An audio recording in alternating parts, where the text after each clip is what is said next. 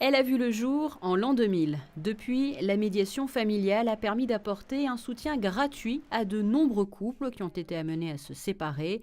Le médiateur a pu aider des époux sur le chemin qui mène à un protocole d'accord et les missions de ce médiateur sont bien plus larges. Dans la spécificité de la médiation, il y a évidemment la séparation. Et la séparation est quelquefois une période où on va trouver ce qu'on appelle des violences réactionnelles, c'est-à-dire des violences qui vont être consécutives à une situation douloureuse. Et les femmes sont souvent, en plus les statistiques le prouvent, européennes et Monaco suit cette tendance, les divorces sont demandés souvent à l'initiative des femmes, à plus de 80%. Et donc effectivement, il peut y avoir à ce moment-là des violences qui vont naître ou qui vont s'aggraver dans cette période-là. Les violences que je rencontre dans le cadre de la médiation, ce sont beaucoup plus des violences psychologiques, des violences économiques.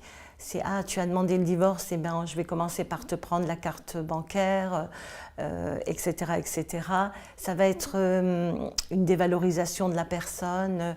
Et de toute façon, j'ai fait une erreur en t'épousant, tu es moins que rien, tu l'as dévalorisée en tant que mère, etc. Voilà, parce qu'elle a pris cette décision et qu'elle a été à l'initiative. Et pour justement sensibiliser à cette thématique, une conférence est organisée le 23 novembre au sein de l'auditorium du lycée technique et hôtelier intitulée « Violence conjugale, pourquoi ne partent-elles pas ?»